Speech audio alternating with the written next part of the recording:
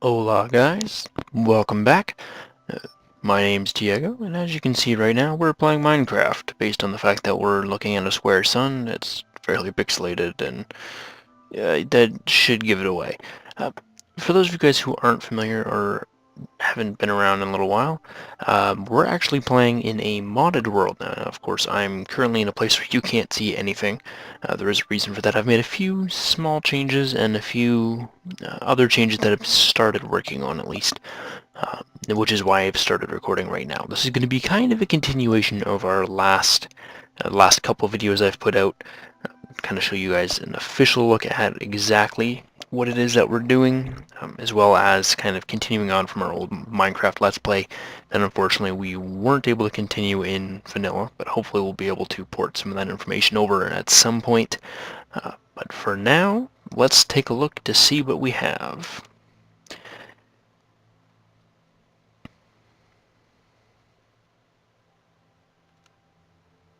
So yes, we were flying way up there. I'm not entirely sure why the sky looks like that. But, oh, never mind. That's a stupid question. There we go. Alright, so, again, just for clarification, I am a bat. We're using the Morph mod by iTunes in the Attack of the B Team mod pack, where you can pick the different packs that you want. I'm just going to turn this off. Just my heater that's next to me here. And this allows you to change to a number of different mods, or different creatures rather. The bat is actually one of my preferred ones for getting around. I do apologize if the game is a little bit jumpy, just because there are a couple of the things going on in the background on my computer here. Let me just update something really quickly here. Alright, there we go. So that should help a little bit. There's only really one or two things running right now that could be an issue, and for the most part I don't have too many frame rate issues that I've found. Although it does seem to be getting a bit wonky every so often. Let me take another look here really quickly. Oops, wrong button. Alright, so this should help out a lot. If it doesn't, I'm going to be rather upset, honestly, considering the game's been running at like 60 frames per second minimum outside of recording. It seems to be bouncing between about 15 and 30 while recording, which is fairly normal. And actually, you know what? Just for recording's sake, I don't need all of this on.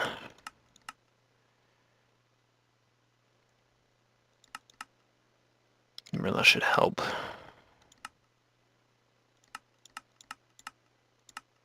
And there we go. So that should help a decent amount, hopefully. Should keep it from dropping considerably like it was before. At any rate, we shouldn't see it stuttering too much. But anyways, just to kind of give you an idea of... Just to kind of give you guys an idea of what exactly it is that we're looking at here.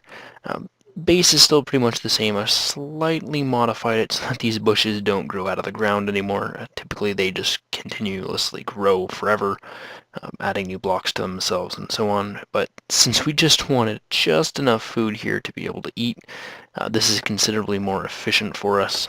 We don't need much more than this, and honestly I'm not eating nearly enough to eat all of these berries at any one time.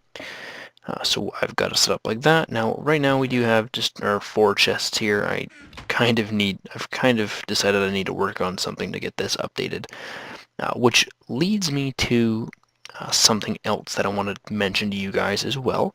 I have told you guys that we are using the Attack of the B Team mod pack, which is accurate. But due to the fact that my good friend Lord, who will also be joining us in some of these episodes here, he does like the mod pack, and he's actually the one who suggested it. But what he's found, at least for him, is due to the fact that it's really easy to get resources in this mod pack, he finds it fairly boring after a point. Now, I figure that maybe because he hasn't messed around with some of the more advanced mods, or like there's a genetics mod in here and there's a few other really cool mods in here as well. I figure it might be because he hasn't messed around too much with some of those. But at the same point, I've kind of noticed the same thing. There's no real way to automate things, and there's no auto processing of ores, anything like that. So you're getting very little bang for your buck, although you are getting a lot more easily accessible ore, which is kind of nice on that front.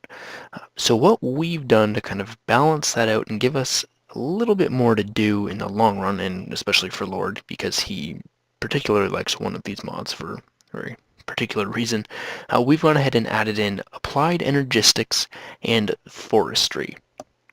Now, why did we add those two in? Well, the first reason is we don't like chests.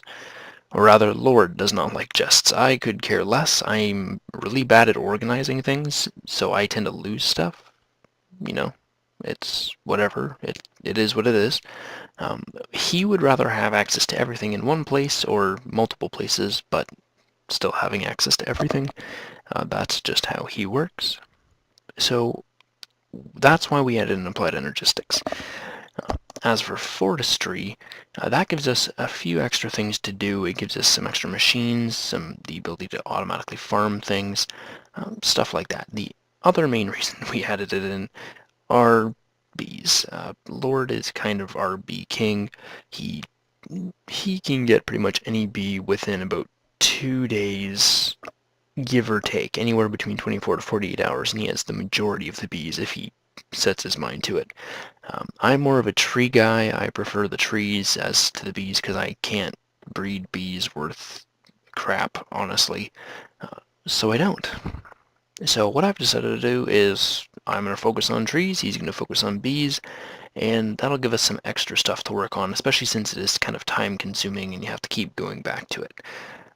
As well, I have a few other ideas for a few things that might make for interesting projects in the future, but for now, I just want to let you guys know that we do have those as additional content on top of the main mod pack. Now, what we're going to be working on today is actually thermal expansion. Now, that is a mod that is by default in the pack, so that comes with it. Now, it's actually... Oh, brother. Where on earth did that creeper come from? No! Oh, brother. Well, that could have been worse, I suppose.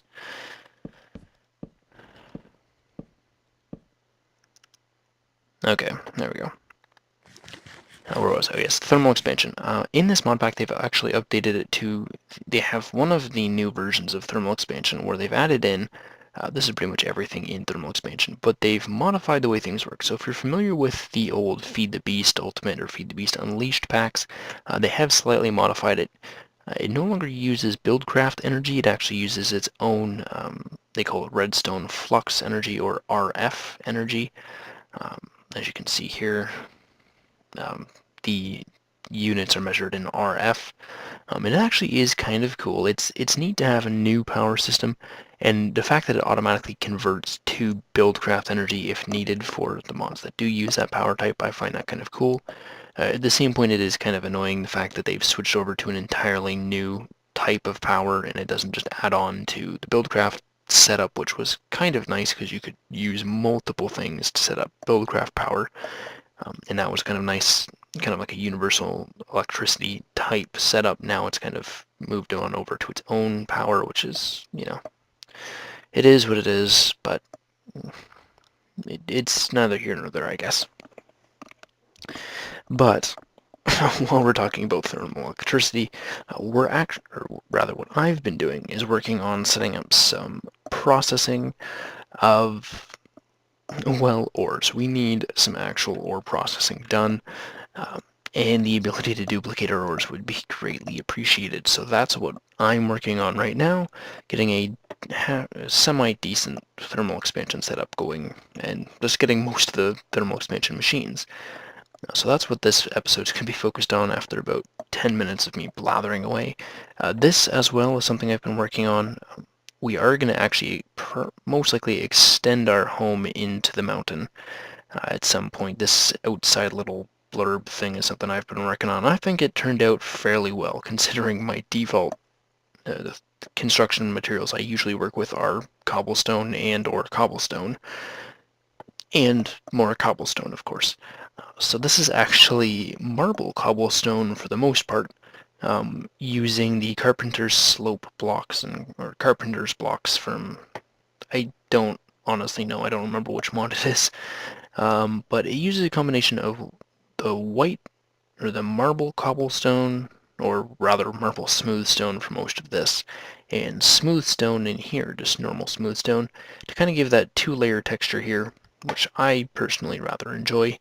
And then it also has, goes back to white marble, or rather marble in here, and then it's going to expand further. Now right now I'm not digging into a mountain, I just stopped here because I figured Lord can do that next time he's on, and he's kind of the designer guy anyways, so that works out. But I'm rather proud of this. It kind of looks, I guess, maybe a little bit futuristic, the way it's kind of got the cap on top, and then over on the side it's kind of got this little stretch of the same material. I was originally going to put it here, and then I realized when I put it down here that would make it kind of look a bit strange. I might mess with that a little bit, but I think it looks fine as is. If you guys think it should be changed, let me know, of course.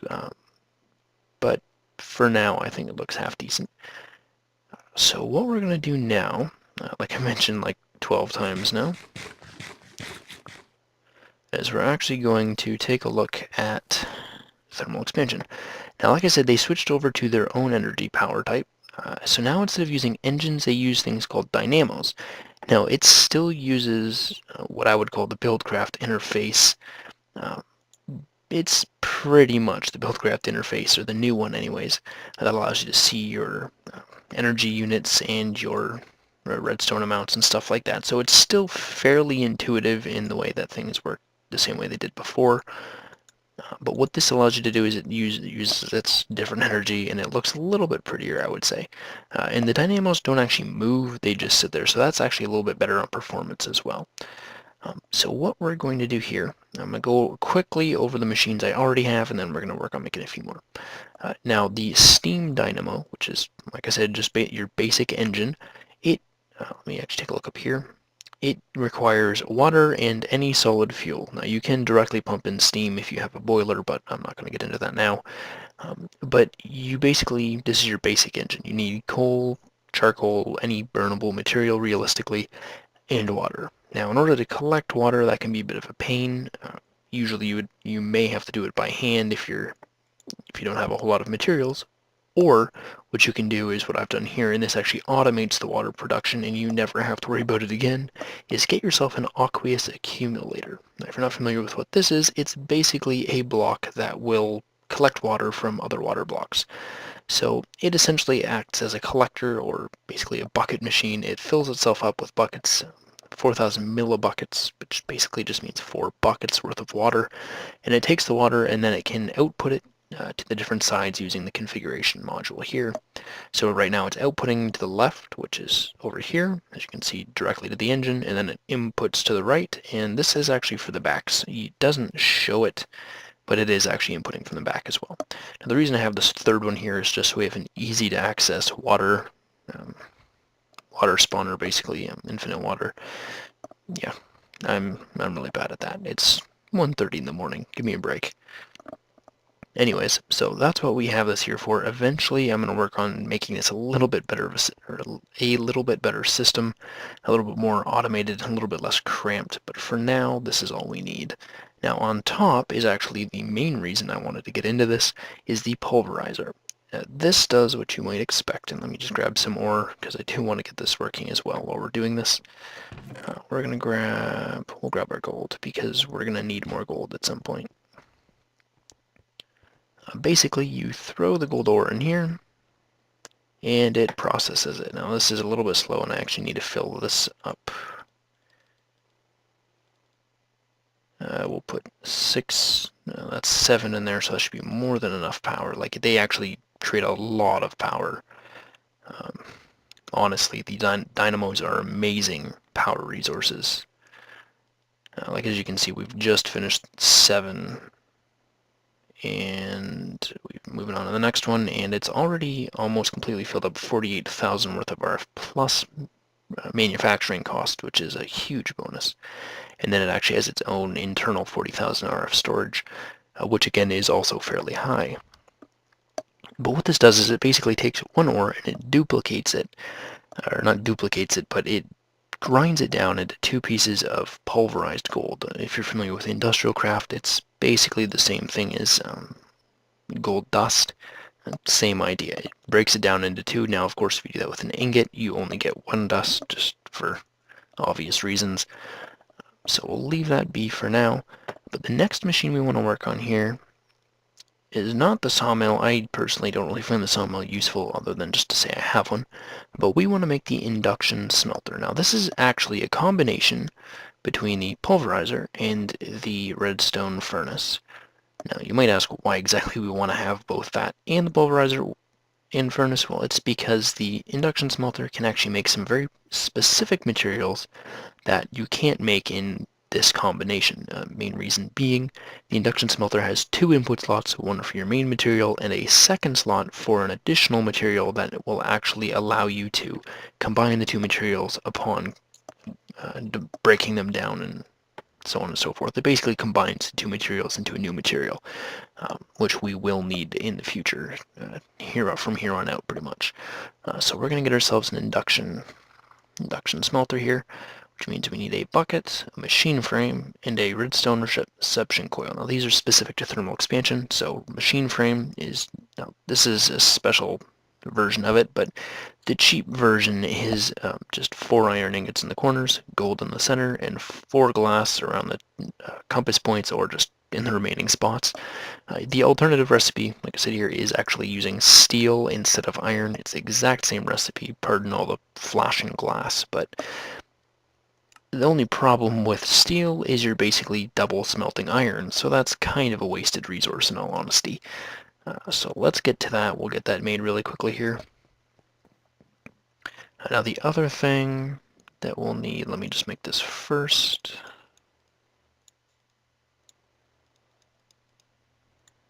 There we go. Now the other, oh right, we still need a bucket. I always forget that because this bucket is the one that I need for later. And the induction smelter also needs invar ingots. Oh brother, that might be a bit of a pain. But the redstone reception coil, that is just a gold and 2 redstone. We're going to throw that in there. And there we go. Now we actually want to take another look here and see what the invar ingot is, because I forget what exactly it is we need to make this. The invar blend. We need 2 iron, pulverized iron, and pulverized ferrous metal, which comes from ferrous ore or possibly from iron ore.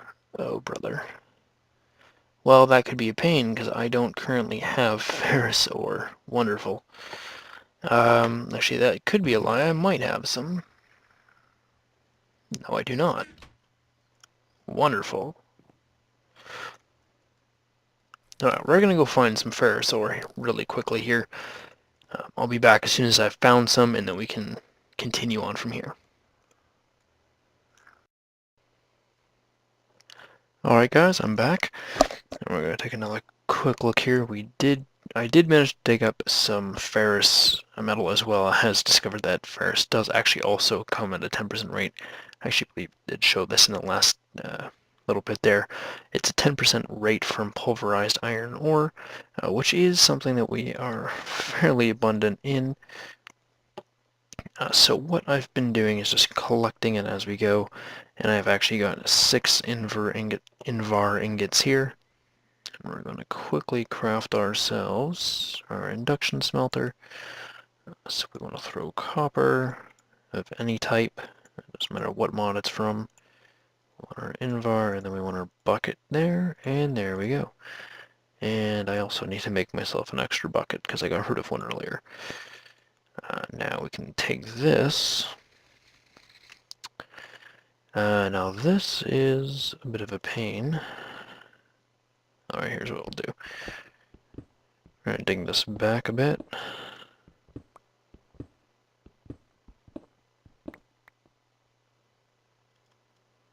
Oh, brother.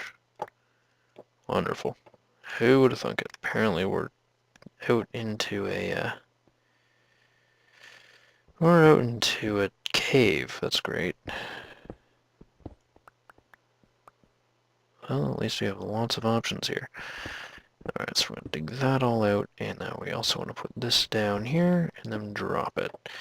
That way we can do this, and we can power this up. Now, we're just going to let this get a full charge here, And while that charges up, I'm also going to quickly fill this back cave in, and then I'll be right back. Alright guys, and with that, since we've finished making our induction smelter, and that's pretty much all we've done in this episode here, I'm actually going to call this an episode, and we'll continue with our thermal expansion explorations in the next episode, just because we're going a little bit over 20 minutes here. I'd like to keep these relatively short so they're not like absolutely massive to try and watch. If you'd prefer longer episodes, definitely let me know. I'm trying to keep them relatively short. It makes them easier for me to upload them.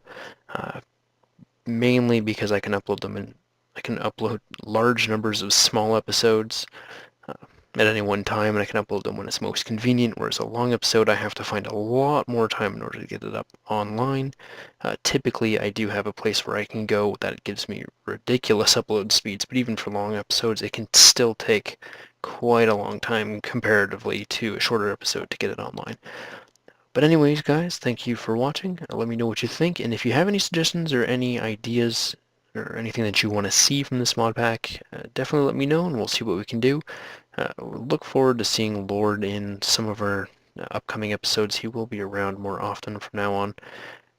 He won't be in the next episode, I don't think, but he will start to be in more often as we find time to actually get on together and mess around with stuff.